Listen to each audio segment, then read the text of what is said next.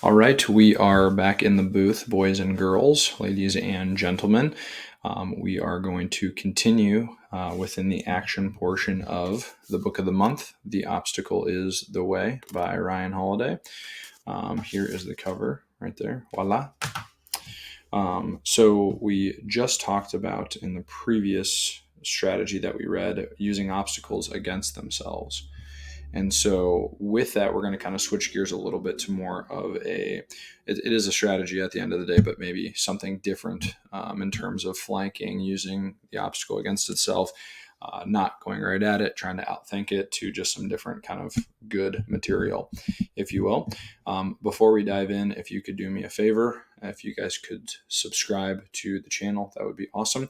I'm looking for people that love to read a book a month. I'm looking for people that want to get better. I'm looking for people that are open-minded. That is characteristics that I try to emulate myself. I know this book might not be your favorite book, but there's going to be more books. So please stay tuned for that. And the only way to do that is to be able to subscribe and have a little bit of fun along the way. So we are going to, again, continue into the action section of The Obstacle is the Way. This strategy, if you will, is called Channel Your Energy.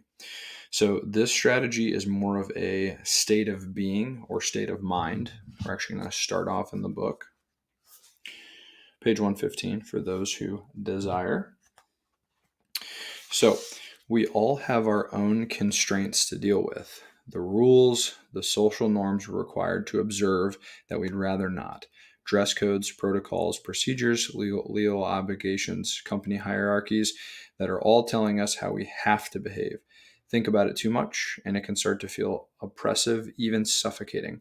If we're not careful, this is likely to throw us off our game. Instead of giving into the frustration, we can put it to good use.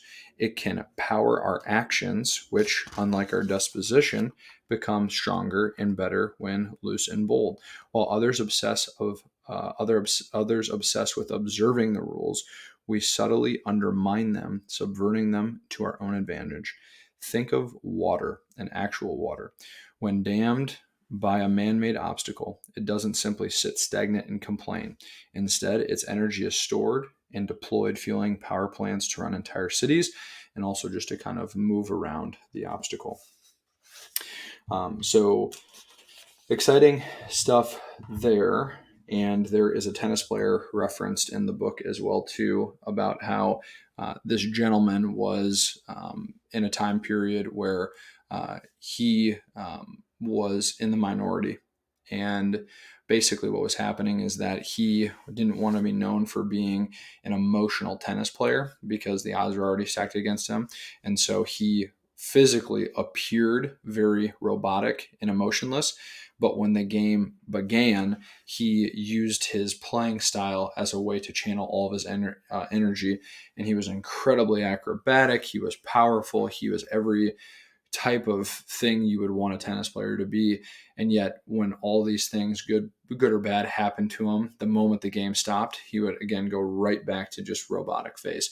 There's a lot of power in that, right? So channeling your energy means observing everything that happens around you, whether you're winning or losing, but not reacting to it. But then the moment the game starts, so to speak, in the meeting, playing sports, what have you, that's when you can just channel all of that and dominate your opponent. So sometimes to overcome an obstacle, we need to work ourselves into the flow state, if you've ever heard of this. In this state, we can become elegant, fluid, and powerful, as if all outside distractions are completely zoned out. We don't want to be physically and mentally too loose. Oh, here, let me pause on that really quick. So what this is concurring is that when you're channeling your energy appropriately, you're going to be so focused on allowing that to flow, if you will, that you're not worried about outside distraction. And any former athlete or performer knows the feeling of when you're just hitting the notes right, you're hitting the keys right, you're hitting the spots right, you're playing the sport right, or wrestling correctly. There's just this natural energy that allows you to kind of dominate your opponent.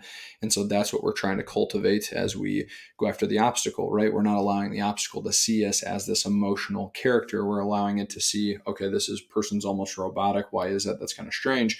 And then from there, we're allowing us to, when we have our chance to play, so to speak, we're in this zone and we're dominating.